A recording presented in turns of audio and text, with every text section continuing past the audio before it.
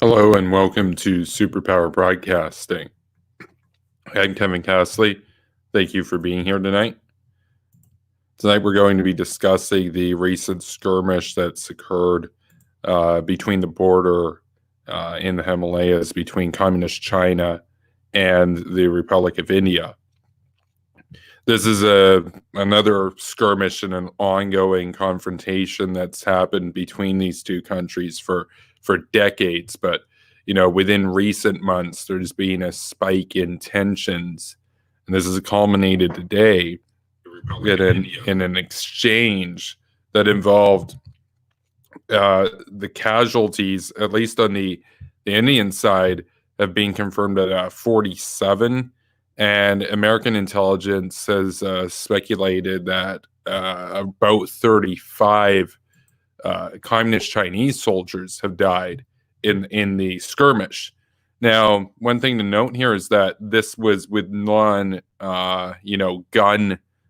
force. They were using batons, stones, and some of the soldiers died due to the conditions in the Galwan Valley in which this occurred. This is a really mountainous part of the world, very treacherous geography. Some of the highest peaks in the world are around there, and it's inhospitable. And so, if you're left to the elements, it's not a very good state to be in. And so, now this is noteworthy for a couple of reasons. We have Jaeger joining us right now, and we'll bring Jaeger on the stream very shortly. We got 4 people with us right now. That's cool. Obviously it's kind of late, but this is what I'm able to do, these streams.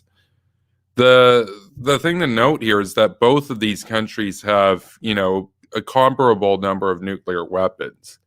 India has somewhere around 200. Communist China, it's like 250 or so.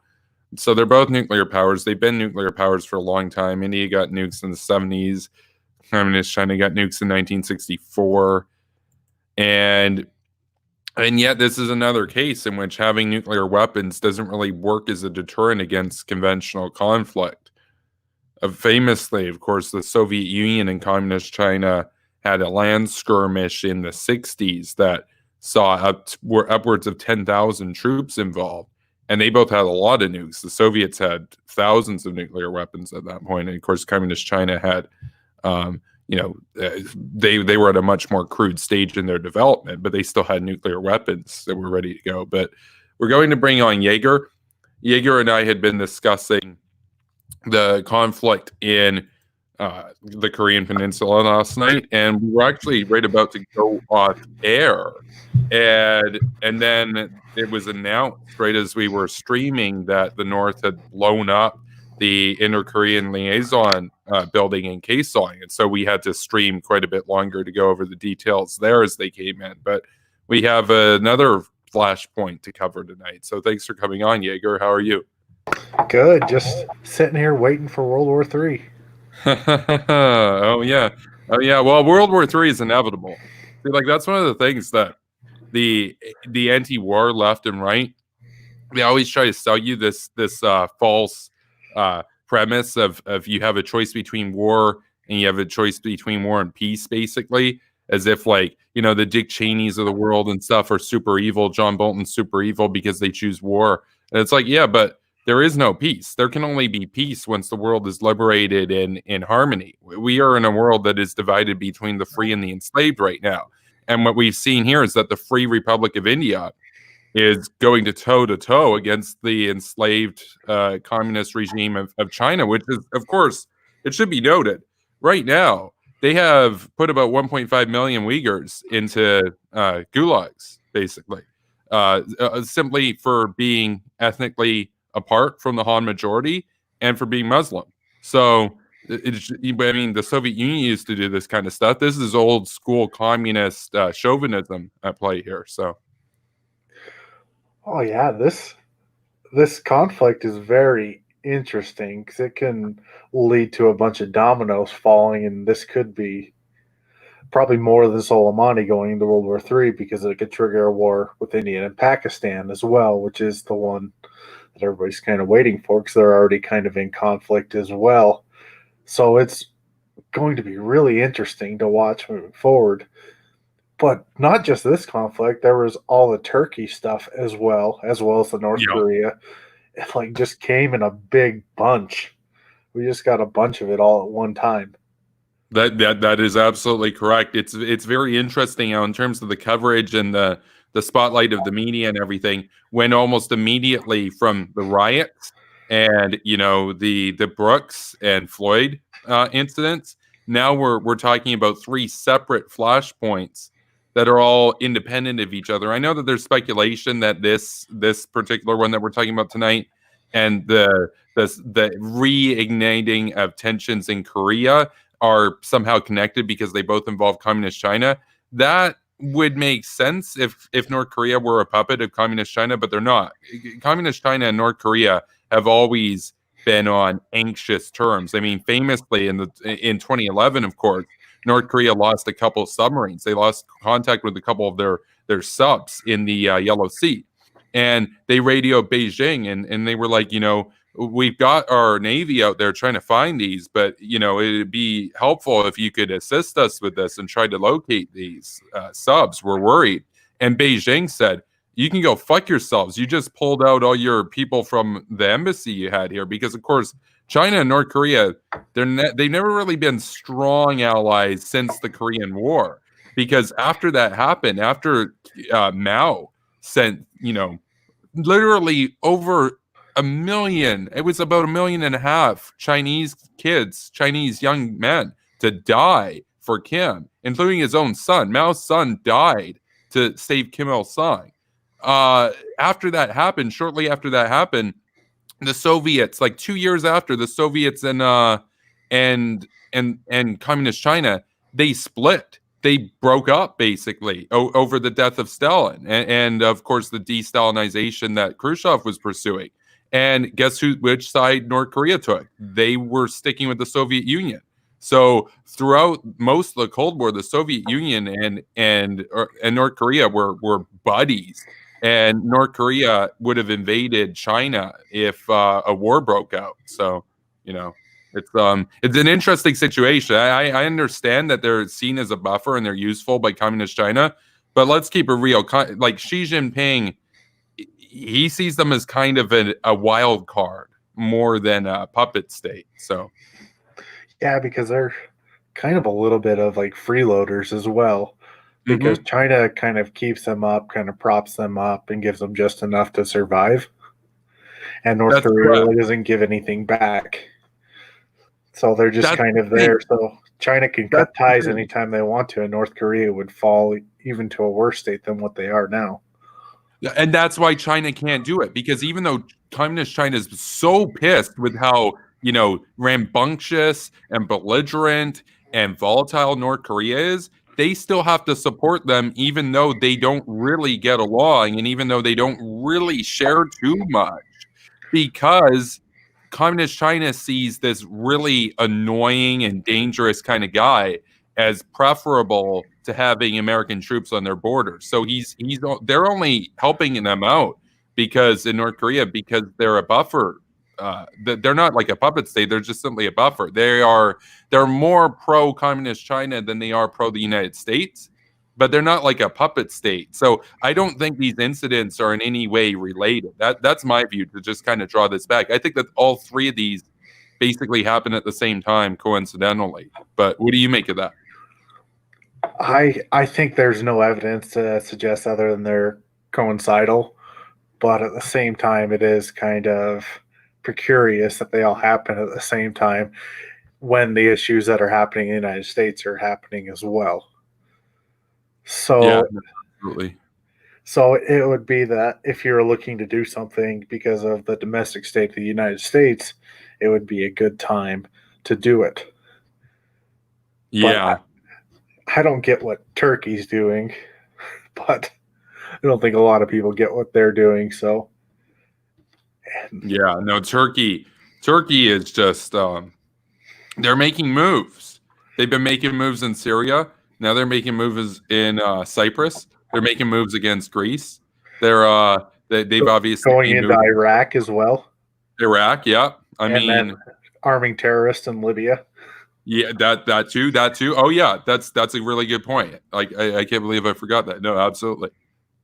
Huh. So yeah, they kind of bad guys, but I mean, if you kick them out of NATO, then they just go join with the Russians.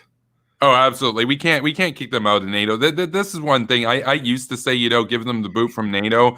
I've changed my perspective on that because you got to get rid of Erdogan, but Turkey, even with a fascist in charge, is still a better ally than them going with Russia. Because now you might say, well, how could you tolerate a literal fascist in NATO? Well, it's like, yeah, but for most of NATO's Cold War history, we put up with Franco in Spain. He was a loyal ally, and guess what? He was a Hitler ally. He was a fascist. So Franco was literally a fascist, not just like some Antifa thing, like you're conservative, you're a fascist. No, he was a literal fascist. So Yeah, I mean, sometimes you have to make alliances. I know Saudi Arabia domestically isn't the most ideal, but you look at that continent, who else are we going to be allies with other than Israel?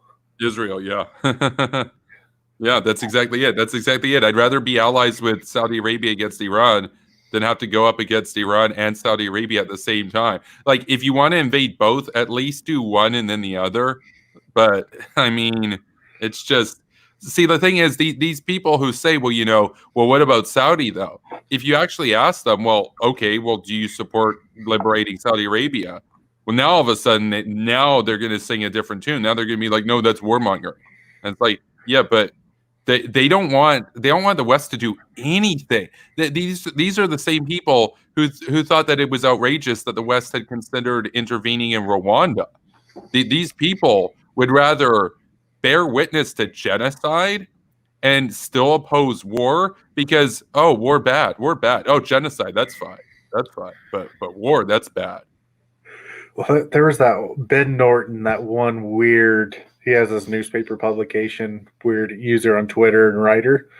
Like Yeah. he sent out a tweet probably a couple weeks ago about different conflicts in the United States, and he mentioned Yugoslavia. It's like we were literally stopping genocide in Belgrade. Like that's what we were doing. Like there's not a more justifiable case than in the case of Serbia there in the old Yugoslavia. Didn't Breadline Birdie even support that intervention? Like, didn't he even and the say that? bombing. And the bombing. Yeah. Even their boy Bernie supported that. That's amazing. That's like Bernie's a fan of Fidel Castro, and he supported taking out Milosevic and everything and dealing with that stuff. It's like, what? I mean, wow. But yeah, even to get back to Saudi Arabia, so I was talking to Punjab Atheist yesterday for a little bit, and he was mentioning like before like the 2000, like in the 80s and the 90s, Saudi Arabia was one of the leading sponsors of terrorism around the world. But as soon as they became in an alliance with the United States around the year 2000, right before 9/11, like until now, in this last 20 years, they've made great strides since becoming an ally of the United States. And Iran's still stuck in that 1979 attitude, Yeah. but Saudi Arabia's improving. That's the thing right there, is that you don't even have to go to war with Saudi Arabia. You can do the Jeane Kirkpatrick model where you use them as a common ally against a greater evil. But then once you take out the greater evil, you don't even have to now all of a sudden start bombing Saudi, because you've got pressure and leverage on them now to push them to reform. They're already reforming on their own too. Like even Pinochet didn't really do that, but the Saudis under MBS, I mean, let's keep it real. Compared to what the Wahhabists within Saudi Arabia want, he is a progressive, basically. I mean, they look like the Wahhabist preachers in Saudi Arabia. They look at the royals over there and they call them decadent Western liberals, right? And they want to remove them from power. That's part of what Al Qaeda's whole thing is about. I mean, when oftentimes I will mention how Iran is the largest state sponsor of terror, people will say, actually, that's Saudi Arabia. They did 9/11. And I'm like, do you understand that Al Qaeda, one of their major enemies is the Saudi government? Like, the whole reason Al Qaeda exists is to get the US out of the Arabian Peninsula. It's like, what? I mean, the idea that this exiled guy that the government banished, wanted nothing to do with, that you're going to blame the Saudi royals. It's like, yeah, but they did everything that they could basically to dissociate themselves from bin Laden before 9/11. Oh, but I guess they're both Muslims, so they did 9/11. I guess is that the logic that we're going with? But these are the same lefties usually who would say not all Muslims. So it's like it's kind of funny there. They have that double standard. So Well, yeah, and history's only convenient for them when they decide to apply it. And, different acts of intervention depends on which country. They're going to oppose it if it's America, but if it's Russia, they're just getting back some of their territories that were theirs. Or if yeah, it's Venezuela, you can't go in because it's their sovereignty. their sovereignty, man. They're But it's sticking not- it to the man. They're sticking it to American capitalist imperialism. But it's not Georgia's sovereignty. It's not Ukraine's sovereignty. So, you got to pick and choose there rather than being, to maintain that anti-war thing. Yeah, basically the rule of thumb is it's only imperialism if America is involved. Like everything America does is imperialist. Everything Russia does is anti-imperialist. So if Russia takes over the world, that's anti-imperialist because they're fighting America. So Yep. I mean, they literally annexed Crimea. Like the United States isn't going around and annexing territory. Like even Iraq that the U.S. liberated, that's not like the 51st state right now. So it's like this idea that America has an empire. It's so funny. Like the idea, oh, America's imperialist. It's like, yeah, as you're shilling for Putin and watching Russia Today, who's literally building an empire. He's like trying to rebuild the empire of Catherine the Great. So, Yeah. And then what Turkey's doing, like you see none of these progressives. Of course, the Young Turks won't talk about Turkey, but none of these progressives are pointing out what Turkey's doing around the world. The only people I've seen mention Turkey are hawks on Twitter. So, and most of them are defending the Kurds and the idea of Kurdistan, which hopefully someday will become a country. But yeah, the only people that are talking about Turkey's interventions around the world are the hawks. All the progressives, they can't be bothered with Turkey imperialism. Oh, no, absolutely. Absolutely. I mean, I'm so done with the progressives. Like, I've had people say to me before, like, well, shouldn't you try to like defend the name progressive and call the people that you're calling out, shouldn't you call them regressives? And like, I'm at a point right now where I care so little about that movement and their ideology that I don't even bother, distinguishing regressives from progressives, because to me they're all aggressives. It's like apostrophe aggressive. Can go either way. I don't care. They're all anti Western expansionism. They're all they're anti-Western defense at this point. It's not even about promoting our interests. It's just defending ourselves is a white supremacist thing, I guess, in their view. It's an imperialist thing to not want to be taken over by Russia and China. So yeah, I like the name Progs because it sounds like frogs. The Progs, but the OG progressive was Teddy Roosevelt, and they are nothing like, other than their talk about like break up the banks. That's about the only thing they're aligned to as far as Teddy Roosevelt, because Teddy Roosevelt liked guns. They hate guns. Yeah, which is funny because anti-fascists should like guns to protect themselves from the fascists, but to another point. So, but you don't understand, Jaeger. Fascists, like guns, are fascism. They're literally Hitler. If you use guns, you're a fascist. Yeah, they should go into Kurdistan and figure out how long they survive if they didn't have any guns. No, it's hilarious to me because oftentimes, like, in fairness to those people, even like the Vosh type people, they will at least say that it's cool or whatever that like left-wing guerrillas and stuff in the world will have, arms to use against what they see as like capitalism and stuff. But as far as like progressives in America having guns, they themselves, they won't touch guns. They see guns as like icky and dirty and, oh, it's a mechanical object. I don't know how to handle that. Like they're basically soy. That's the thing, right? Like they would like it's like Reese said. These are not the bros that could pull off a revolution. Like they're just not the bros for it, to quote Reese. Yeah, and that brings it back to Teddy Roosevelt again. Teddy Roosevelt's big thing was like the manliness of like America. He would be take pictures in front of like animals like an elephant in Africa that he killed. But these days, Oh I man, don't they get believe in so guns. triggered right now. They get so triggered when Trump's kids kill like big game and stuff in Africa, you know? Yeah, and what they don't understand is like that's what's actually saving the animals in Africa. Because if there weren't people like Western people to go in there and spend $60,000 to hunt there, then they would clear out all the wild animals and just do farm animals like a lot of places in the United States where there's no more bison, there's no more bears, there's no more wolves because they've been replaced by cattle. Oh man. We got a comment here from Mitzi. Mitzi writes, you know, Kevels, Reese had hair when he started YouTube. It will make you bald.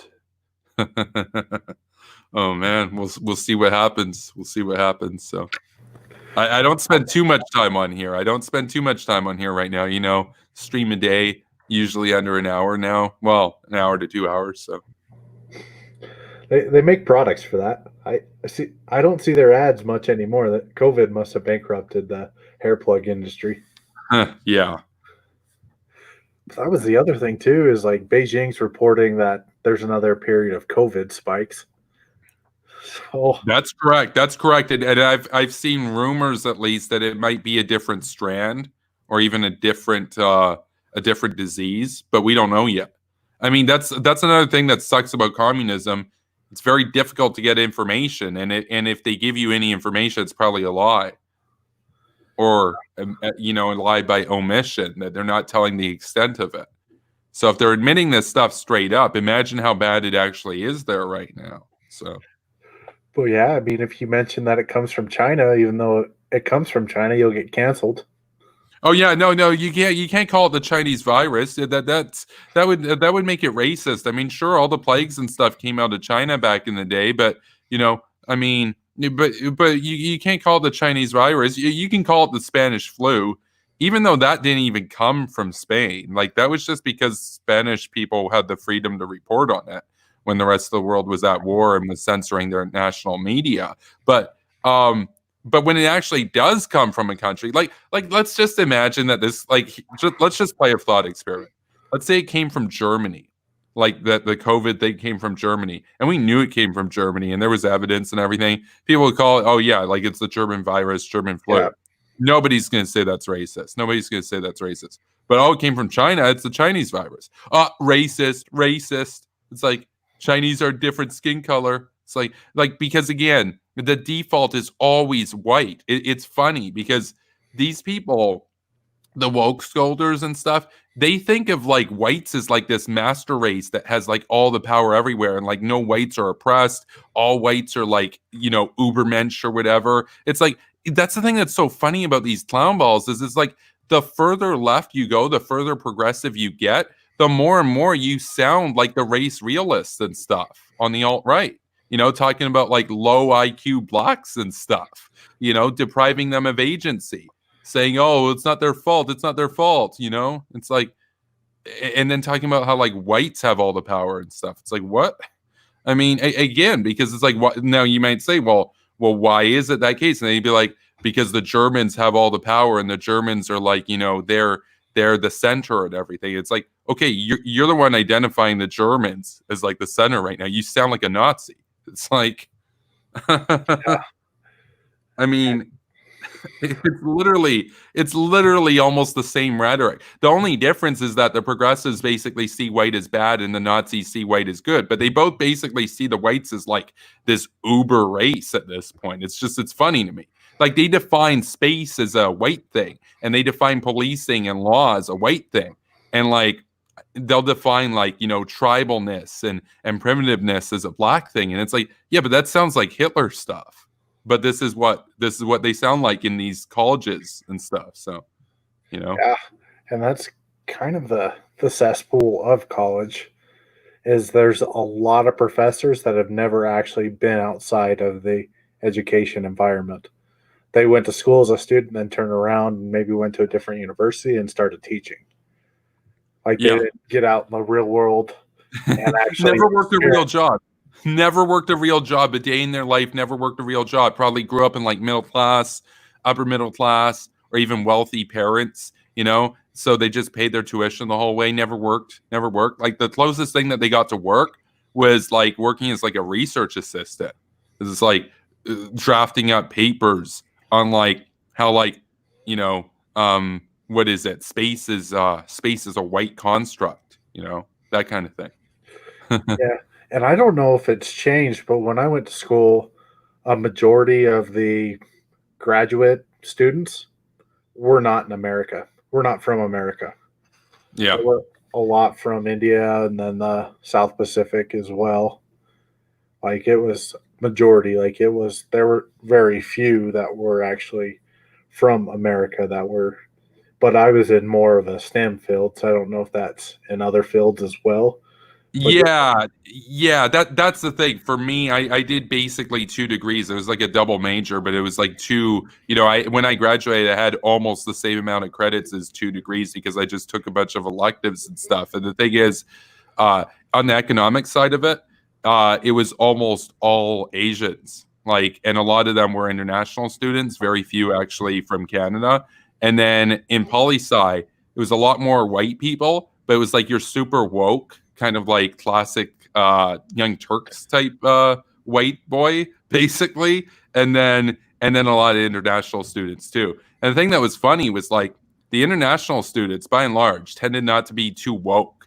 They tended to be, you know, I mean, some of them, you know, they were just real people. They lived in the real world. But like the white boys and stuff, like a lot of the woke white political science kids, oh man, the way that they would talk about like natives and blacks and stuff, it's like you would think that they were basically like animals or whatever that needed to be like taken care of and everything. It was like, man, I mean, it's just the virtue signaling level. So cringe, man. So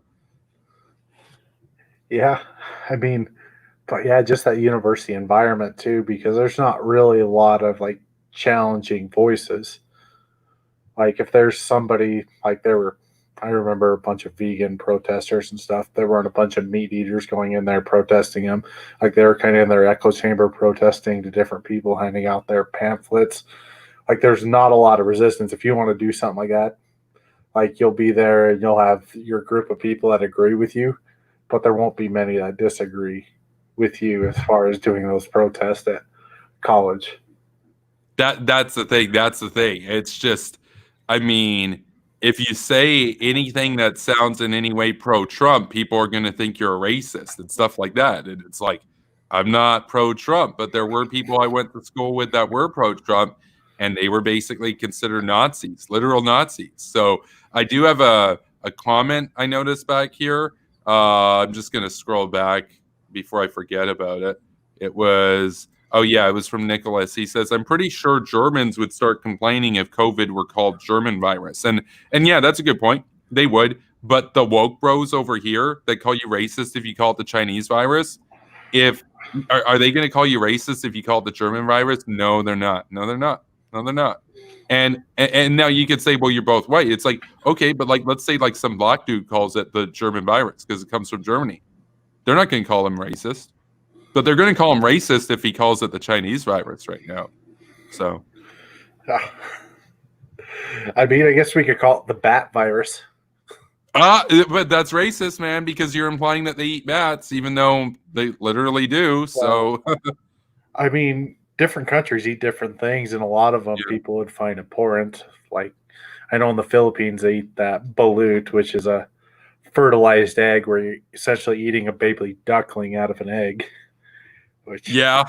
But there's a difference, though. The thing with bats is that bats are like the only mammal that really flies. And so if viruses incubate in the bats, like their normal resting body temperature is like higher than us when we have like a strong fever because they use so much energy flying. So the viruses get used to high temperatures. So our fevers aren't very good at repelling it. And so then when it eventually does contract itself over to humans, it screws with us big time. And so as a rule of thumb, bats, you probably want to eat bats last, out of anything. But you're right. Different countries will eat different food, no doubt. So just bats are in particular really risky with that. So, and just as a public service announcement, if you find a bat on the ground, don't pick it up. Like even with that, because odds are it's probably lost the ability to flight due to rabies. Oh yeah. So don't. I mean, bats are the leading carrier of rabies, which isn't that common of a disease. But if you find one on the ground, it's best to just leave it alone, let it die of natural causes, and don't try to pick it up, because if it bites you, you're gonna have to go through that rabies procedure. That's true. That's true. Absolutely. Yeah. We got Henry here. What up, Henry?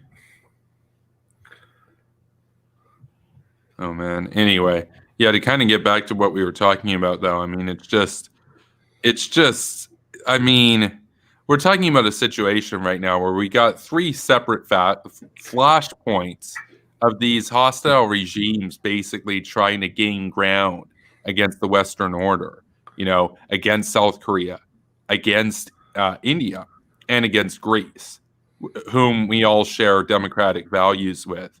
And guess what? They're gaining ground because, as you said, Jaeger, the political resolve in Western capitals right now is non-existent. Like they know we're not going to do anything, so they might as well just take territory while they can, right? So I can understand the logic.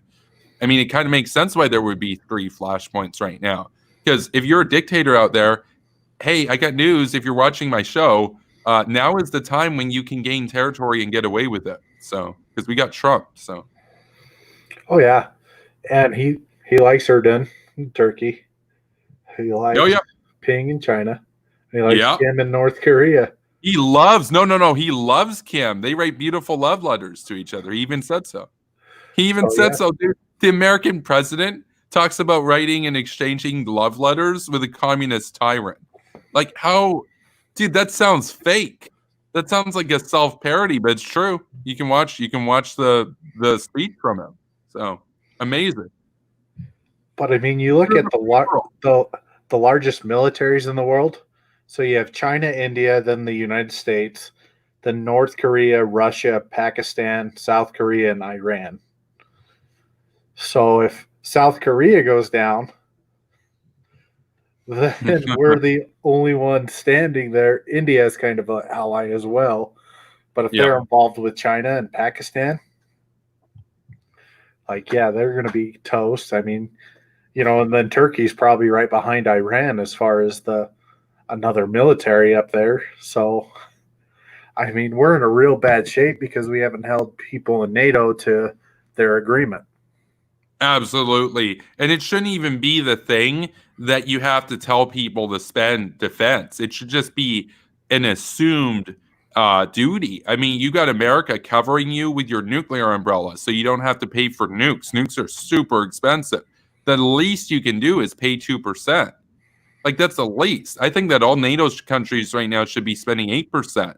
Like, I wish Canada would spend 8%. People say, oh, you just want America to spend money, but, so you can leech, just like the Israelis, they use that dog whistle, right? I'm like, I think that Israel should spend 8% or more. I think Canada should spend 8% or more. I think America should spend 8% or more. I think Britain should spend 8% or more of GDP on the military. I mean, just imagine how much more secure and peaceful the world would be if the Canadian military was 8 times bigger than it is now, if the American military was 3 times bigger than it is now, like it now all of a sudden it's not, oh, well, maybe they're twice as powerful, but we can minimize and maximize our gains and maybe do a little combat here and there.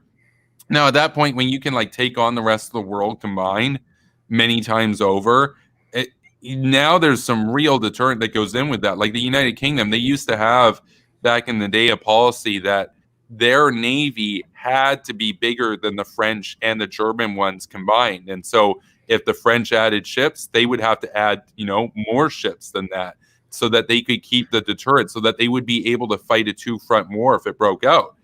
See, that's the kind of preparation that we need. I'm so sick of people saying, yeah, but the US spends more than China. Why do you need that? It's like, yeah, but we should be spending, like, as NATO, we should be spending more than the rest of the world combined by like 10 or 15 times. That's where real credible deterrent comes in, where you can go around and just tell people what to do, not even have to invade them, and they'll bow down because they know that you would destroy them. It wouldn't be like, oh, maybe we can kind of win here and there. It would just be, oh, you have a 15 times stronger military than I do. I'm not going to mess with you. That's what Putin might think, or China. When China looks at America spending, 2.5 times what they're spending, it's like, well, maybe we can kind of get away with gains. But imagine if America was spending 9 times what China's spending.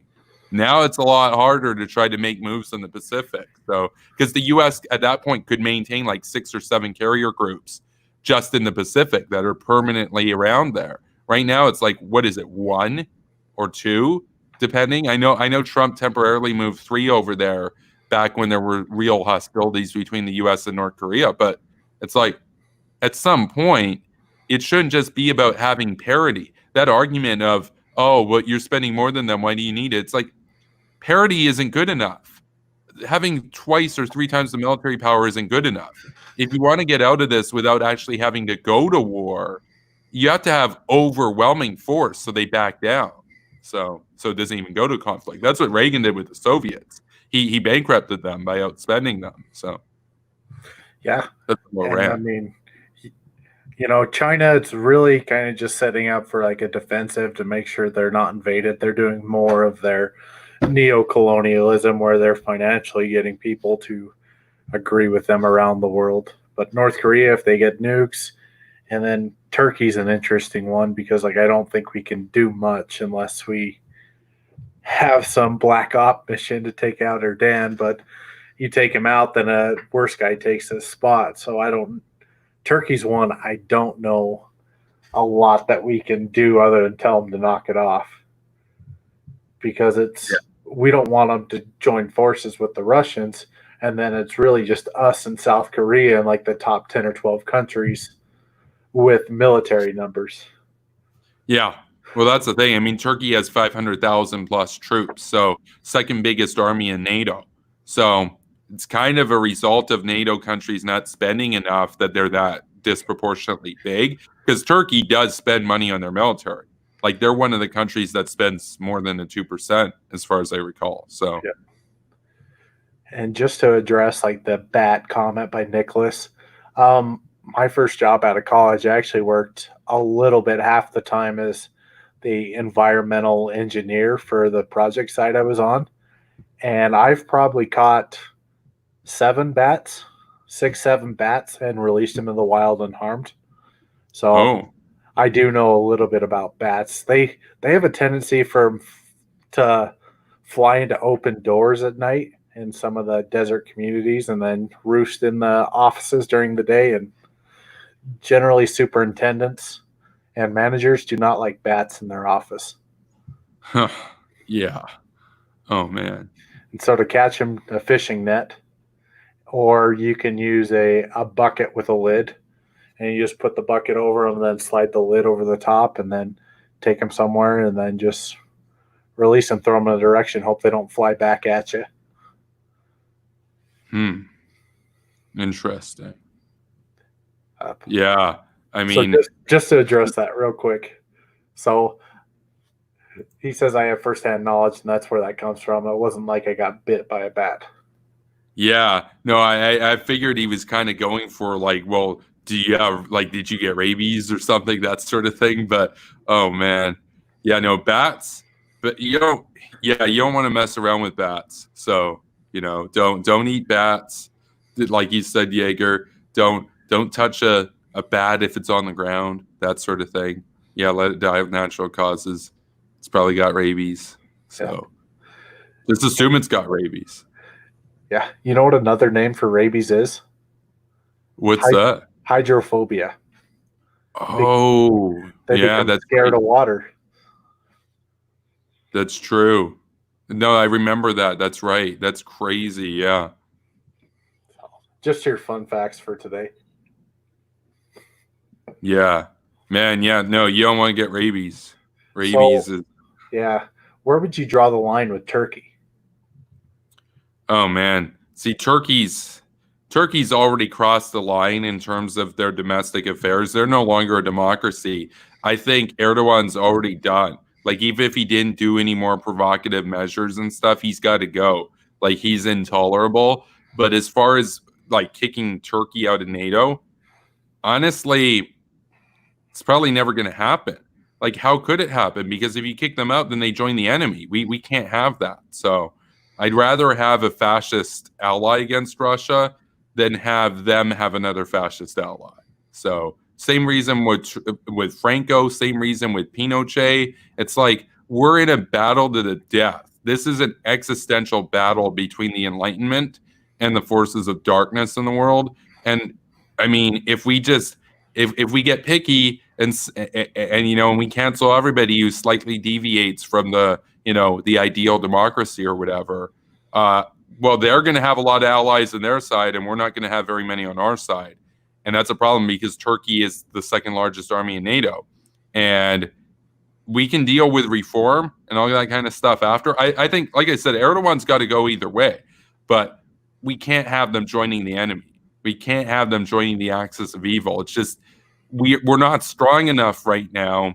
We do need like if I don't know if let's not say Denmark, but like I don't know if Switzerland just outright joins Russia. It's like, okay, who cares? But Turkey actually has real military power. So if they go, now all of a sudden we're in a bigger uphill battle to try to basically liberate the world. So it's a problem. And so do we still allow them to support terrorist groups in Libya? Do we still allow them to fight the Kurds? Do we allow them to invade Cyprus and Greece? Like, at what point do we say enough is enough from Turkey, and then we look more along the lines of an intervention to take out Erdogan? Well, that's the tough one because Franco and Pinochet were both fascists, but they were useful allies against the Soviets. But they never invaded anybody in that time, in the 60s, 70s with Franco and, obviously the 80s with Pinochet. They were just domestic menaces, but they didn't go and invade their neighbors and stuff. But with Erdogan, he's trying to take over that region right now. And it's a problem because it's like the issue is if he joins Russia, he's going to be doing the same stuff, except now all those gains are for Russia's axis. So that kind of stuff is going to happen either way, unless you do a war against Turkey or you remove Erdogan from power. I think covert measures to get Erdogan out, that'd be what I go for. But that's tough. That's tough. And it's very well possible that even if somebody who's more secular and more democratic comes to power in Turkey, they might continue these operations because it's about Turkish chauvinism. Like Erdogan wasn't the first leader of Turkey to hate Kurds and stuff, right? Like that's a long time thing over there. So even with leaders that were democratic and stuff, so within Turkey. So I think one thing we can do on that front, just thinking while you were talking, is support the groups fighting Turkey. Like don't fight Turkey directly, but support the Kurds. Support the groups that are fighting terrorism in Libya. Of course, support the Greeks. I don't know if the Greeks... I think the Greeks would fall like France in World War II if Turkey went in. But trying to support them the best way that we can. And then Cyprus, just have them be an extension of Israel. Get them a Iron Dome. Yeah. I mean, Greece is definitely militarily weak compared to Turkey, no doubt. And I think if Turkey made some real moves and the West did nothing about it, I think that they could gain a lot of ground on Greece. I like that idea. Basically play both sides, keep Turkey as a NATO ally, but also counter their aggression within the region. At some point, that might drive them into Putin's court more, but they're already going that way anyway. At least having them in NATO is that, officially speaking, they are bound to protect if Putin invades NATO countries. So it helps as a deterrent that way. If they leave NATO on their own or whatever, and they say, we're done or whatever, at that point you treat them just like an enemy, right? You treat them like Iran, you treat them like North Korea, you treat them like Russia. Like there's no more consideration about them as a, calculations or anything. It's just, oh, they're on the other side now officially. But right now they still have some utility to the West. But I like that idea, of course, of funding the other groups that are opposed to their expansionism right now. For sure, you basically have to like kind of play both sides in that sense. So Well, it's kind of what Turkey's doing right now with Russia and NATO anyway.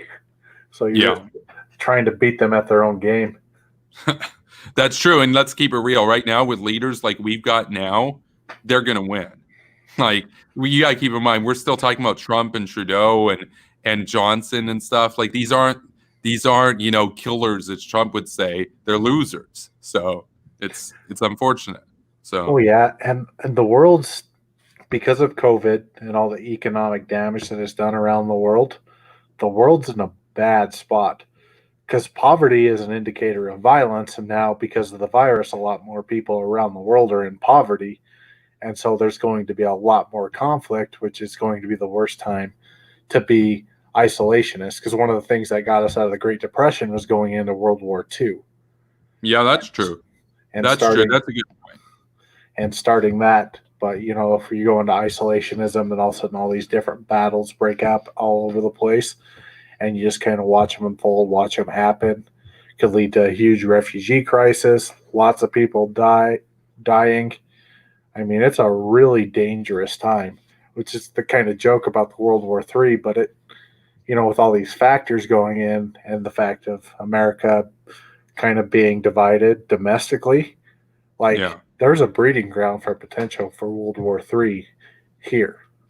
Well, Right. World War III, yeah, that's the thing. I would just want to kind of clarify something about that because when a lot of people think of World War III, they're going to think of like this thumbnail that June had for a video where she basically did the war bad meme to, I guess, try to own me or whatever because she was pissed that I unironically was a neocon on Twitter. Anyway, you see the mushroom cloud, it's a nuclear war and everything. I think World War III, a realistic version of World War III is different flashpoints with limited nuclear wars, like U.S. versus North Korea, U.S. versus China, India versus China, U.S. India versus Pakistan, that sort of thing. I don't think it would be a global thermonuclear war in the sense of Russia and America using nukes against each other because Putin knows that would be it and he wouldn't have his swag anymore. So he's not going to engage in that directly. I think it would see limited skirmishes in Europe and the Pacific and the Arctic between Russian, Canadian, American forces, that kind of stuff. I don't think it would just be an all-out nuclear war where all the nuclear weapons in the world get triggered and that's it. I think that World War III would probably be a stimulant for the American economy by and large. I think that the U.S. would come out of it in a position of great strength. I think Russia would be very weak after World War III was over. They'd still have their nukes and stuff, but they wouldn't have their empire and stuff to the same extent. North Korea would be gone. China would be gone. Pakistan would be gone. Like, so you're looking at probably at most 1,000 nukes, 1,500 nukes getting used. It wouldn't be like the 16,000 in the world. You'd have like 10% of the nukes get used in a realistic World War III scenario. That's not going to be the end of the world. Most people are going to survive it unless you're like in India or Pakistan or China or something. But even then, most Chinese are going to survive. Most Indians are going to survive. Most Pakistanis are going to survive. If you're outside the urban areas and bases and stuff, it's the sort of thing that, when there was a general who did an assessment, a couple decades ago, if the U.S. and Russia had a global, nuclear exchange, and he basically said, yeah, it wouldn't be the end of the world. Between 500 million and 600 million people would die. Europe, Russia, and America and Canada would be gone for the most part, but the rest of the world would just go about their day. Like life would continue as normal in Africa and South America and stuff. Like it would still be limited in that sense. So that's what World War III would look like. And of course, World War III, as I'm laying out, wouldn't even see the U.S. and Russia nuke each other. It'd be like small scale nuclear powers up against the U.S. and the U.S. would win that. Like there's a chance the U.S. would get out of that and only lose like a couple of cities. So, But yeah, in that scenario, I could definitely see it. What I was looking at is more kind of like the domino effect. So let's say India and China get into kind of a conflict or kind of a war, Yeah. we back India, and then India is like, well, we want to go after Pakistan as Yeah. well and get them out of this region as well. And so, well, Pakistan, they helped us in Afghanistan. So now Afghanistan jumps with Pakistan, and Iran comes and jumps with Pakistan, and all of a sudden we're fighting that whole block. Saudi Arabia is coming in from that way, Yeah. and then you drag in Russia, and then you drag in Turkey, which kind of likes Iran, Well, that's the thing. and then Russia that's wouldn't go going to nuclear, drag in. but Russia wouldn't go nuclear. They know it would be the end. So if Russia got involved, it would only be conventionally. Like it's possible that the US and Russia would fight each other, but they wouldn't nuke each other in that sense. Because the US and Russia nuking each other, that'd be really big. I think, and this is another reason why I say that the US would probably get out of this only losing a couple of cities, because India's in this. If there's a nuclear war involving America, India, Pakistan, and China, Pakistan and China are going to use almost all their nukes on India. The United States is not going to take very many of those nukes. Pakistan can't even reach America. China can, but they're going to be nuking India because it's going to start with India. So the United States would be nuking Pakistan and China, but they wouldn't really take that much nukes in return. So in that sense, it's the sort of thing that people say, well, is a nuclear war winnable? It's like, well, it depends how many nukes are being used. Like if it's 100 billion nukes, well, no, but if it's 1,000, yeah. Like if it's a small scale nuclear war, yes. So Yeah, but I don't know if it may be like it'll start there in India and China. I don't know if it'll escalate to the point where nukes have to be used until towards the end of it, because some of the countries don't like fighting a traditional battle. Like think of Iran, I think of Pakistan, think of Afghanistan, kind of some of the groups there. It's more asymmetric warfare where you try to go in and they dig down little holes and fight from there, perform acts of terrorism here and there. yeah, that But I could see it, bubbling out from there and then eventually involving everybody in the world in some sort of war. Because you could imagine, like, even some of the countries of Europe that have taken in all these refugees. What happens if in the Czech Republic all of a sudden there's buildings that are being bombed from people from Iran or from Syria? All of a sudden they're fighting a war, a kind of a civil war in their own. They don't know who's the enemy or not, and it all kind of just yeah. bubbled over from there rather than a traditional one side versus the other side. It's like, well, it's going to be asymmetric. So you're going to have just a unit go in there and just perform acts of terror and then get out. And so they try to search, they try to find it, and you're constantly hunting around. And it just kind of bubbles out throughout the whole world, and then the whole world's in chaos. No, and that's a good point. I just think that a nuclear war between India and Pakistan is fairly easy to trigger, and a nuclear war between China and India is a lot more easy to trigger than a nuclear war between the US and Russia. And so once those guys are nuking each other, that's when, nuclear arms against, Iran and stuff become a lot more politically viable. Like once, if you're in DC and you've already seen, 800, 900 nukes have gone off in Asia. Now, all of a sudden, it's a lot easier to use nukes when you're involved in these conventional engagements now. I think, I think you're right in the sense that initially speaking, it won't just immediately start as a nuclear thing. But these leaders know that the logical conclusion of their conflict is a nuclear exchange, and they want to make sure they're the first to fire so they have a higher chance of winning. So it won't go on for like years before they get nukes. It'll probably be weeks or months before they use nukes. That's kind of my time frame in that. If it's like an all-out battle between like India and China and Pakistan, India is going to be very worried because it's going to be Pakistan and China ganging up on them. And India might, make some miscalculations, or maybe they'll just, run the math and figure, we'll be able to get the best chance of victory right now if we just use the nukes right away so they can't gain ground over us. So I think India in that sense would be the first to use the nukes as a defensive measure. But, Yeah, and I think it would be a long stretch for Russia to be involved unless they got attacked directly. I think they'd rather just wait it out and clean up the mess and absorb some territory that way. That's exactly it.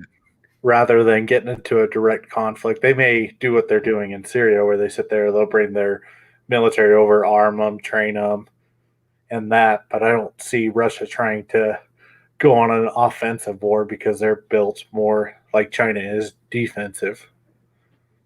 Oh man, yeah. Yeah, it's just it's the sort of thing that, on an economic level for the countries that are peripherally involved in it, that don't suffer too much in the way of casualties, it would be an economic stimulus. That's that's the thing, is that the American economy would be better after this than it would beforehand. So, at least domestically speaking. So, And you know what I could also think Russia would do? They would take over Georgia and they'd take over Ukraine and just make it official in those two areas. And then yeah. the United States has to choose: do you back up India or do you protect Georgia, Ukraine? They're probably just going to back India. Yeah, Well, and it's also possible. Like right now, if this were to happen, I don't think the U.S. would even necessarily get involved too much. They might offer, some support and assistance to India, but it's not going to be like an all-out war or whatever. I'm thinking like after Trump is out and you get a less isolationist type figure in place. It's just this is the sort of thing that happens with appeasement. Like I got in a bit of a kerfuffle on Twitter in the chat earlier with somebody who was basically saying, it would look bad if you attack China first. We should wait for them to attack so that it'll make us more legitimate with the allies. And it's like, yeah, but why would you wait for your opponent to gear up and then start the fight on their terms? Why not hit them when they're weak? Like, because we all see, this is the thing. The only way that you would be able to argue against my position there is if you thought that peace between the West and China was possible. But every serious academic that studied this agrees that the West and China are coming into war at some point. Like there will be a conflict between the US and China. That's inevitable. Like unless China goes bankrupt or something. Like yeah, which we can make happen. Like we can get serious and avoid a war, just sanction them, don't trade with them, they'll go bankrupt, and then they can be free, they can have their own government and not be ruled by communists. But we're not going to do that. We're cushy, we're neoliberal, we want those cheap plastic toys, so we're going to contract them to build it for us and then make them rich. So we're not going to get off of the drug of cheap Chinese products. And so we're guaranteeing that we're going to have a nuclear war between the West and China at some point. And they'll have a lot more nukes by then if we wait. So, yeah, it's the rising power versus a falling power. So every time there's a rising power and then a power is falling, there's normally a conflict of who's going to obtain that power. well, that's the thing. That's the thing. No matter what happens, like a lot of people are going to die in this century, and part of it is because of the how lazy everybody got after the Cold War was over. Like we just basically acted like, oh, there's no more enemy. It's like, well, you mean we're surrounded by enemies? Like, or after 9/11. yeah, that's right.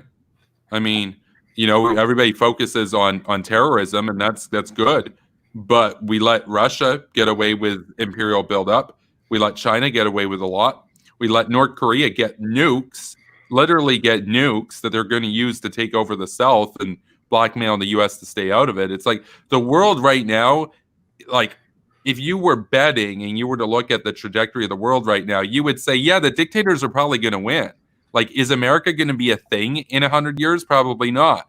But like, that's part of the reason why I've got this channel. I want to change that. I want to change the odds. I want to make it so that the West is on the offensive, like, because it's not simply enough to be, okay, we'll defend ourselves, because that means you're going to let the enemy take over the rest of the world and then only fight them when they come for you finally. It's like, yeah, I'd rather have the West on a position of strength than weakness. Like I believe in the West. So Yeah. And the West has really had it ever since, you know, the end of World War II. The West had it pretty well. And then those got absorbed in the early 90s. They've had it pretty well. But the rest of the world, Africa, Central South America, and the Middle East, have been at it. They've been in a constant state of war. And that could grow into the rest of the world as well.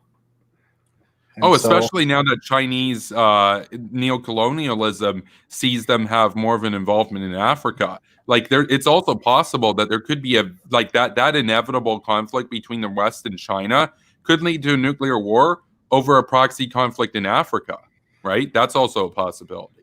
So, yeah. you know, And then with that, there's the growing change in climate. And so it's a good time to be alive, but it's also kind of a scary time to be alive. yeah, I often think about that. Like I felt this way since around 2014, 2015, that people will look back on the era in which we're living the same way that we look back on people who are, kind of young and stuff in like 1926, It's like things are about to get really bad, dude. Like you're about to go through really rocky 25 years. So I think it's a longer period for us. I think like North Korea is going to take the South in the mid 2030s, probably. That's going to be a total shit show in terms of what happens for the rest of the world once America gets cucked thoroughly on the world stage. I think, a real like significant chance of a nuclear war between the US and China isn't going to happen until the second half of the century. I don't think China would want it anytime soon. They're gearing up right now more than anything else. They're making gains. They're a long way from being able to get that cocky. Russia's making ground while they can. I think realistically right now, because Russia's so far on decline and they're so desperate, their belligerence is about to get to a level that I don't think we've seen in a while, because Putin's getting older. He wants to make moves. He wants to gain ground. It's not enough now to just have Crimea. He wants all of Georgia. He wants all of Ukraine. He wants all of the Baltics. And of course, the Baltics are NATO. But I mean, just imagine he took the Baltics and NATO didn't do anything about it, because Turkey's not going to do anything. Would America? Probably not. Not with Trump. Would Canada? Even if Canada wanted to, Canada spends 1% on the military. So like, this is the thing that's so stupid is NATO, for all intents and purposes, NATO is basically the United Kingdom's military, the American military, and the Turkish military. You'd say, what about France? France like helps Saddam try to get nukes. Like France is not a legitimate ally. I view them as basically one step removed from outright being Switzerland. Like they'll trade with anybody as long as it's not America. Like they were more. Think about this: Franco was an outright fascist when he was leading Spain, and he was a more loyal ally against the Soviets than the French were. The French were really a huge swath of their population was sympathetic to the Soviets. So, especially in their ruling elites, there were a lot of champagne socialists that looked at Comrade Stalin, and they denied. Here's the thing that's amazing: they denied Stalin's crimes. Like a lot of the prominent French intellectuals and stuff, they denied Stalin's crimes up to 20 years after even the Soviet leader denounced Stalin. They were like, no, Khrushchev, he's a revisionist. It's fake. He's not a real communist. Like even the Soviet official line was 20 years more progressive than the French intellectuals, the communists over there. So, Yeah. I mean, France is just kind of a walking joke. Literally, and they have nukes. That's the thing that's so sad. They could be, a quasi superpower-ish, They could act like a really strong country, but instead they're like, they're making deals with Putin, and they're like dropping the ball on Libya. Like they'll go in, but then they'll back out almost immediately, and then they'll elect a literal socialist. They elected a literal socialist. Like they had Hollande, or what was his name? Yeah, like Francois Hollande. He was basically like a more left-wing version of Bernie. And you're like, how does this power have nukes? How does this power have any military force whatsoever? I mean, they don't spend anywhere near enough, but it's like, and then they have the gall, they have the audacity to then crap on America for like not having their childcare system, not having their healthcare system. It's like, dude, the only reason you can afford that crap is because America pays a big chunk of the defense budget that you're not going to spend. So it's embarrassing when I see this stuff. It's as cringy as when like people that I know who like live in Canada will like talk about how America sucks. And it's like, yeah, but the only reason why you have your like social democratic healthcare system is because America pays for it. They subsidize it. If we had to pay for our own defense, we would not have a socialist healthcare system. We would have a free market healthcare system because the government wouldn't have the money for that stuff. So it's like, have some respect for America. So, you know, it's like, that's my view. So Yeah. And I mean, Canada's not the only country.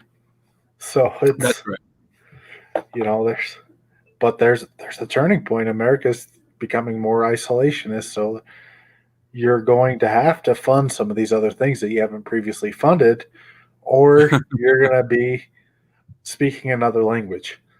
Yeah, exactly. That's the thing that's so funny is it's like the ultimate justice in this. The last laugh in all this is that these countries in Western Europe right now that are, you know, canceling America and calling America, you know, this arrogant, oh, they think they're the world police or whatever. They don't even have free healthcare. They're literally going to be absolved into Putin's sphere of influence. And then how do you think those soy boys over in those countries are going to feel when Putin now is telling them, you know, how they're allowed to express themselves and stuff? Like, you think Putin's going to be cool with like the Black Lives Matter stuff? I mean, he's cool with it here because it divides us, but within his own country, he does not have any tolerance for like gay pride, trans pride, any of that stuff. It's like you're only allowed to be a conservative, pro-Russian, right? So that's all that he has tolerance for. Otherwise, he'll have his mob beat the crap out of you in the streets. So. Yep. And if you try to run a successful business, they'll come and take that from you too. Oh no, absolutely. It's just it's funny to me because a lot of those countries in Western Europe, they'll tout how like progressive they are on like, you know, gay rights and stuff, and then they'll go and sign deals with Russia and they'll crap on America and not defend themselves properly. And it's like, yeah, but like I'm gonna bring up a meme right now. This is a meme I made a little while ago. A lot of people thought that this was satire, that it was a joke, that I was making fun of American exceptionalism. The meme is basically it's a drone. It's a JJ the Predator drone, if you get that reference to back from the Twitter days. It says here, right here, as simple as this: human rights are only as real as the military that protects them. So you can't dunk on the military and then be like all, you know, for gay rights or whatever. It's like the only reason why there are gay rights in America is because there's people to defend the Enlightenment. Like, because again, you're going to go and try that stuff in Putin's territories. Like, let's say you're in the Donetsk People's Republic, you're in that part of Ukraine that they took over in the east, or you're in the Lugansk People's Republic. They're basically Russian puppet states. How do you think they're going to treat you if you say, oh, yay, we're anti-imperialists now, trans rights? You know what they're going to do? They're going to call you an enemy of God and string you up, and they're going to do it with a hammer and sickle flag back there. The same stuff that you're posting right now about hashtag eat the rich, because they're communists and they also hate the hell out of trans people and gay people. So, you know, they're old school communists. Which are the worst kind of communists. Yeah, like they see gays as liberal bourgeois degenerate Jewry, basically. They see it as like a Jewish ploy to kill their country and weaken workers' resolve and stuff. And it's like they're old school proletariat dictatorship guys, and they support Putin, you know, and they've got like, you know, all the crosses and everything and all the communist banners. It's like, you know, it's basically imagine a Christian theocracy blended with communist economy. So, oh yeah, and some people's kids. I mean, it's just amazing. Just amazing because we got a lot of people out here right now. I mean, I know we did the stream. The stream title is about India and China, but this relates more broadly to all these flashpoints. I got into that kerfuffle earlier on Twitter, just within the private chat, and it's like arguing over unilateralism or multilateralism. The argument being that if you do a preemptive war to curtail Chinese strength and get a hold of the situation earlier on, it'll make your allies have less legitimacy and resolve for you. It's like, but here's the thing: even if the allies in Western Europe were more likely to come to your aid if you waited until China strikes you, any of that added benefit of them being on your side is completely done away with, because now you've waited so long that China's like 5 times more powerful than they were today. It's like, I don't care. Like here, the real problem is that you can't get allies to support you to take out the threat in the first place. Like, because let's say that the US went in right now and just blockaded China and said, we're done. We're not trading with you anymore. And we're going to sanction anybody that violates this. You know what would happen? The French would be like, oh, Trump, he's racist. We're going to trade with China. And it's like, oh, man, dude, I'm serious. I know a lot of people say, oh, you sound like Sargon or whatever. I'm not a fan of Sargon. Sargon is an isolationist. I'm a hawk. There's a big difference. But the thing is, there is a point to be made that the Western European countries basically look at the United States as this like anti-woke, arrogant kind of person. And it's like, yeah, but that's the kind of person that pays your bills. That's the kind of person that covers your nuclear umbrella, your defense. And France might say, well, we have a few hundred nukes. We have our own nukes. It's like, yeah, 300 nukes isn't going to deter Russia with 8,000. They're still a part of the American nuclear umbrella. They still benefit from being under the sphere of NATO, where America has 8,000 nukes pointed at Russia. Just imagine how much more cocky Putin would be towards France if it was just France versus Russia. France wouldn't be able to defend. You're going to defend yourself with 300 nukes against a country with 8,000. Like, that's not going to go over too well. It's like one of these like 110-pound Tulsi fans, students for Tulsi fans who are like shirtless in their pics on Twitter, going in a street fight against Arnold Schwarzenegger. Like, it's not going to work out very well. like I don't know. That's yeah, you might look like Justin Bieber. You like, I got a six pack. Yeah, but Arnold doesn't even need a six pack. He has muscle. You know, it's like, Yeah. I mean, yeah. Just kind of tying back and getting back into this conflict. I mean, it's a very mountainous region where they're at. But even still, after that, you have kind of the old Silk Road and that, and then Tibet. Of course, China and Tibet don't really have the best terms or relations. So that's right. But that's right up there next to Kashmir and where India and Pakistan are fighting as well. Yeah. And then you have Afghanistan, which America's still in, and America uses Pakistan to go into Afghanistan to bypass Iran to go there because nobody goes into Turkmenistan. Mm-hmm. Oh, man. Speaking of it's a mess. No, it's such a mess. I just want to say, like, right before we continue here, I just want to make a note. Like, for all those people who say, well, you know, nukes will deter a conventional conflict and stuff. It's like, I used to believe that argument. But, like, if that were the case, why did China and India just kill, like, 50 of each other's soldiers or whatever? They both have nukes. What happened? Like, obviously, nukes don't deter a conventional war. They deter a nuclear war, I guess. Like, you know, they're not nuking each other. But, you know, two nuclear powers, they'll still fight each other conventionally. So, but getting back to Turkmenistan, did you see the one video? They have this hole in the ground. They tried to build a natural gas refinery, and it blew up. Yes. And so their president drives a drag car race around. Yes, he's got like what is it? Like, it's like a 4x4 or something. He's like driving around and off-roader, and they put that video out to prove that he was still alive, but it was like a pre-recorded video. Oh man, that fire there in that hole, that's been burning since the 1970s nonstop. So yeah, they're saying it's probably going to burn for another 300 years. Yeah. Oh man. But I mean, they built a big airport, but they don't allow anybody to visit. They won't give them visas. It's like North Korea.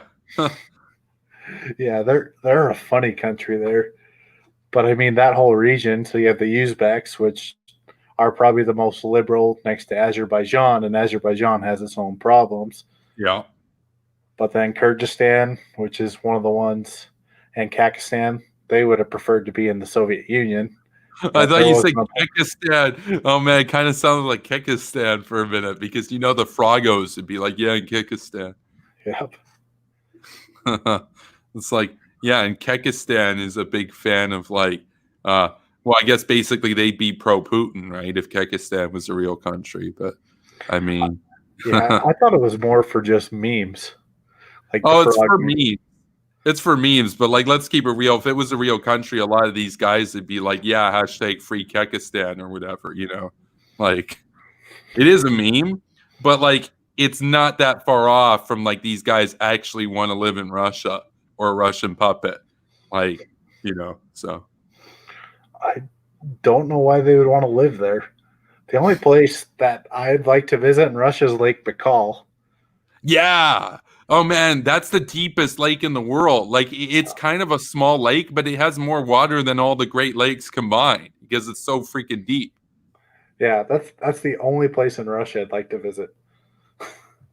It's a beautiful area. I've seen the pictures and stuff from Google Earth. There's a lot of places in Russia I'd like to see. Like after Russia's free and liberated in a democracy, I'd like to see Red Square. There's a lot of history there. It'd be kind of cool to check out. I'm not going to go there now. Like Bill Browder, he's like he went over there to try to make some money and stuff shortly after Putin, you know, and Yeltsin came to power and stuff. And he was like, you know, he was investing in Russia, but then you know he was on the wrong side all of a sudden because Putin now wanted the power and he killed his lawyer Magnitsky. Bill Browder's lawyer was Magnitsky, if I recall. And Magnitsky was tortured and murdered, basically. And he refused to confess the trumped up charges. And Bill Browder was able to get out of the country. And Bill Browder now says, you know, I don't care how much money you got. I don't care how much you want to see different countries. Never travel outside of a rule of law country. Like all these kids who like think it's edgy to go to North Korea and like post pics on Instagram and stuff from their trips to North Korea. Like you're really playing with your life at that point because they can use you as a pawn.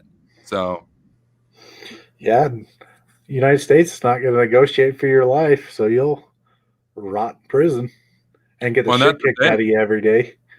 That's the thing. I mean, there are some people who have gotten out of there. I mean, there have been preachers and stuff that have been able to finally get out, but like they were, you know, in some cases, they spent years in North Korean prison. Now, North Korean prison for international people is slightly better than what they have for their domestic people, but it's not good. You're basically doing hard labor for like 12 hours a day instead of 18. So, you know, which a normal North Korean would. So, yeah. Not the place you want to end up. Not the place you want to come up and end up. And of course, you're in solitary confinement the whole time. And they just watch you do agriculture work by yourself for 12 hours and then you go back to your cell. But at least you get food rations that are better than the rest of the population because, of course, you're useful. They don't want you to die on them. Except for Otto Warmbier, they found that it would make a better psychological statement to the Americans if they basically knocked all of his teeth out, put him in a coma, and then send him back to the United States when he was banged up and on the verge of death, and then he died, to prove a point that, hey, look, we can do whatever the hell we want, and you're not going to do anything about it. And guess what? They were right. They were right. So it's, yeah, you're taking your life and your chances when you go over there, you know, and you're playing, you know, with your life. And the thing is, it's like, I can more so understand why the preachers and stuff go over there because like they genuinely believe that like they're evangelizing the population and stuff over there. But it's like, think about that. I mean, imagine being so insecure of a system that the second that somebody's got like, you know, a religious book or something, you just have to completely ban it. Because, of course, they have their own state religion. It's the 8th largest religion in the world. It's Juche, essentially. They view the leaders as the eternal marshals and stuff, and that they're up in paradise right now, guiding North Korea to become like the socialist communist bulwark. And it's just it's the sort of thing that's like I mean. Those people, at least they're more aware of what they're signing up for when they go over there to like try to, I guess, get people to be Christians or whatever. But these people that are going over there for like the Instagram pics and stuff, like there was this guy on YouTube who like made a video about it. I think it was like, what was it? It was like rollerblading in the DPRK, or it might have been skating in the DPRK because he went to the first skate park they opened up. And it was all just like skating into DPRK. And he's like, yeah, first rap in North Korea and all this. And it's like, why do you think you're the first rap in North Korea? Like, doesn't that say something and he made a bunch of money off of it, and people are like, I forget the guy's name, but basically he's one of these vloggers that a lot of the Zoomers see as like, oh, he's cute or whatever. He's like one of those Jake Paul, Logan Paul type figures, and just until it might have been Fun with Louie or whatever I think is his name. Total clown ball, and he got a lot of backlash, but he was really resistant to basically apologize for it, because he's like, what? Like, I spend money over there. I'm helping the country. And it's like, yeah, but who do you think gets the money? Like, you help pay for the oil change on Kim's 101st Mercedes. Like, okay. I mean, it's not going to the people. I mean, it doesn't leave Pyongyang. Yeah. I mean, what a joke, man. And he's a Westerner. I mean, and then we have people like Ben Norton and Kyle, all these losers that live amongst us, and they defend this country. Like, the only reason that I'm going to give you a pass if you defend North Korea is if you work for their state TV and they literally have a gun to your head and the head of your family. You're out here and you're saying the same crap and you have freedom. Oh man, how gross is that? How grotesque is that? How disgraceful is that? How seditious is that? You know what we should do with North Korea is some of the terrorists we catch in Iraq and Syria, put them in a package labeled tank parts in Russian and send them to North Korea with suicide bombs strapped to their chest with body cam footage on them to see what the North Koreans do to them. Yeah, you know what they say. I mean, even the alt-right guys say this all the time. There's no Muslim terrorists in North Korea because they built a wall. It's like, yeah, but they built a wall to keep people in. And honestly, I'd rather take my chances dying in a terrorist attack over here from like ISIS or something than living in a country where the government is literally terrorists. Like, all the government agents are terrorists and they're out against you and your family. It's like, just surviving in that country is a minor miracle. Unbelievable. I mean, and again, we got these apologists, and it's like, it's not just a left-wing thing. It's not just a right-wing thing. It's just, it's an anti, it's just, what is it? It's a contrarian thing. It's these people who, they think that their life is so bad. So let's give North Korea a shot. It's like, I mean, I could have more respect for them if they did what Joe Dreslock did and actually defect there and live there for like 50 or 60 years like he did, and he still lives over there. And, he's a propaganda piece for them, so they give him his apartment and stuff. But, like, he lives in a small apartment, no media, nothing. He just gets to fish each day, I mean, he gets better rations than your typical North Korean does, but it's like, it's a boring life.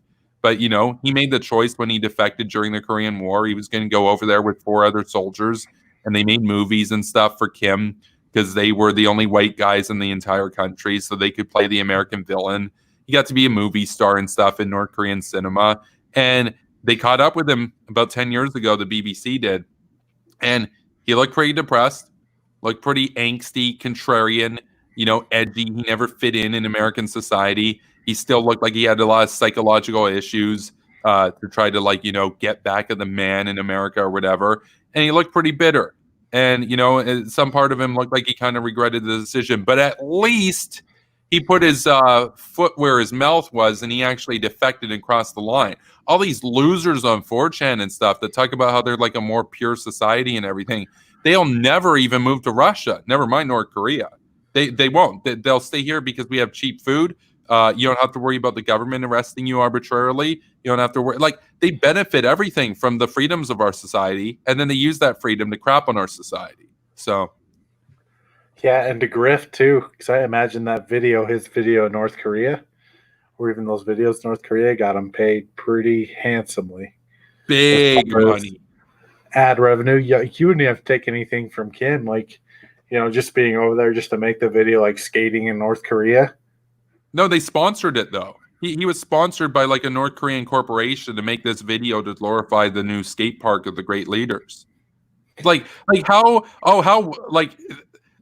just imagine like the old days with like the Tony Hawk stuff and everything back when like skating was bigger and stuff, and it was kind of like it's kind of edgy to be into like skate culture and everything. And it's like, oh yeah, we're gonna go to the skate park tonight and honor the great leader Marshall Kim Il Sung. It's like what?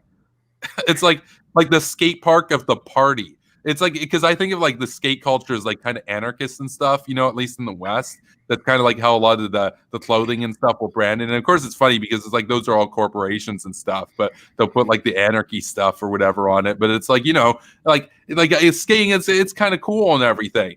And you know, I guess you know it's like, and it has that kind of vibe where it's like you know you're kind of off the grid or whatever, but it's like, yeah, we're going to be off the grid. We're going to go and honor the great marshals and sing the choir of the Korean People's Army, Navy. It's like, okay. Like he did this video to honor the skate park of the great leaders. The skate park of the party. It's a meme, man. It's just a meme. It's like the anarchist dictator, you know? It's like, what?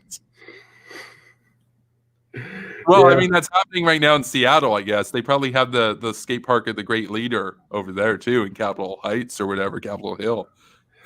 Only until July 4th when the Yes. People's Militia comes in. Oh man, can you And imagine the bikers for video? Trump.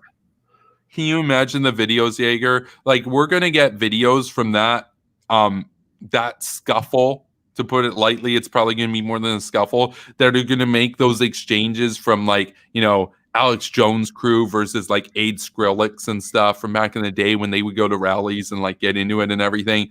But like Alex Jones guys versus SJWs at like rallies where they like get into fights and stuff. It's gonna be like that, except it's probably gonna be super violent, like with guns. I mean, these videos are going to be wild. I'm going to be watching like, you know, the stream for sure. So coming out of that, that's going to be crazy, man. I hope they don't do anything to Chaz and they just let it be. Hope Trump I don't think doesn't they do will. anything. I don't think they will. I think it's going to go. I think it's going to get pretty violent. And you know what's crazy? I think the unarmed Chaz people are the ones that are going to like start fighting the guys with guns, and that's what's going to start it. Like, I think it's going to be them that starts it, not the militias. Yeah. And I think Seattle will allow Chaz to exist and try to do what they can to prevent these bikers, the Oath Keepers, the 3%ers, these right-wing groups from coming in. They would rather protect the Chaz being there because it agrees more ideologically with Seattle. But, Absolutely. I mean, you're telling the police to stand down to protesters, and if they attack the right-wing protesters who have guns, that's a mess as well. Yeah, no, it's a total mess. It's a total mess. But I do want to wrap up the stream now, though. So thanks for coming on. I got to go to bed pretty soon, but feel free to make your closing remarks if you got any. So, well, it seemed last night when we were about wrapping up the stream, the world decided to go to hell in a handbasket. We got the news of North Korea bombing a South Korean building. And then shortly after that, there was the news of Turkey. Their plans got unintentionally divulged of what they're going to do to Greece and also Armenia. And then shortly after that, there was the India and China, the first incident, and that continued on today. So it's trying times, and this could bubble over and be another world war, even more than what Soleimani was. But I think there eventually, at the end of the day, nothing's going to come from this. But I agree. Interesting to watch everything just go down within a short 24-hour period. And some of these stuff, like especially actions by Turkey, actions by North Korea, could have prevented. I don't know if the actions between China and India could have been prevented as much. I didn't realize that was a conflict until I started reading about it today. But definitely the actions of North Korea and some of the actions by Turkey could have been prevented if we had a better leader. And then we had better leadership in the countries around the world, specifically in NATO. And that's all. Absolutely. I mean, just to kind of wrap up the trio tomorrow, unless something huge happens, which it very well might, I'm going to talk about Turkey versus Greece tomorrow on the stream. So you're welcome to come on if you're interested. So around the same time. So yeah, I probably won't be able to make it tomorrow. So I gotcha. Got to work on Thursday. Makes sense. Yeah. So, well, thanks for coming on, Jaeger. I really don't have too much else to say. I mean, I agree with the sentiments that you had, right? That I don't think that this is going to like lead to something huge from this specific incident, but it does give you a sense of the instability in the world order right now, where we used to live in a much more unipolar world, and now even though you can still kind of call it unipolar on paper, the enemies of America know that American unipolarity isn't really a thing anymore because Trump's the president and he won't do anything. So they're taking advantage of that power vacuum. Even though America still has the power, they just don't have the will. So, because it's not just about the power, it's about having the will and the power. That's what matters. If you have all the will in the world, but you have no power, it's not going to do you any good. And if you have all the power and you have no will, you're going to lose to like Cuba. So, potentially Venezuela, like, Russia. It's like some countries that are way less powerful can get the upper hand over you if you got no will. You need both. But this is what exposes how much more dangerous and less secure and less peaceful the world is when you get an isolationist in power. So this is the absolute dunk on our opponents who would argue that an isolationist would bring peace. Kyle and Jimmy, they both said, yeah, but Trump's going to end the wars. Trump's not going to be a belligerent warmonger or whatever. Yeah, look at how much more dangerous the world is right now. There's a very good chance that if Clinton was president right now, this stuff probably wouldn't be happening to the same extent. So, because they'd be on notice. But that's my closing remark right there. I got my issues with Hillary Clinton, but Hillary Clinton understood foreign policy in a way that Trump never can. So, thank you for watching, everybody. Be sure to like this video. Definitely subscribe to this channel. We're up to 330 subscribers. That's cool. We got my channel over on Twitch. We got to get to 50 followers over there. So if you can go and like the link in the description, it'll take you over to Twitch where you can follow this channel over there. And finally, if you would like to directly contribute financially to my work here and my channel, you can go to patreon.com/superpowerbroadcasting and help me get up to $100 a month. We're, just over 60% the way there. And when we hit $100 a month, I'll have a daily pre-recorded video rolling out, plus these daily streams. So 2 videos a day from this channel. So 1 live, 1 premiering to YouTube. So thank you for watching, everybody. Have a good night. Peace.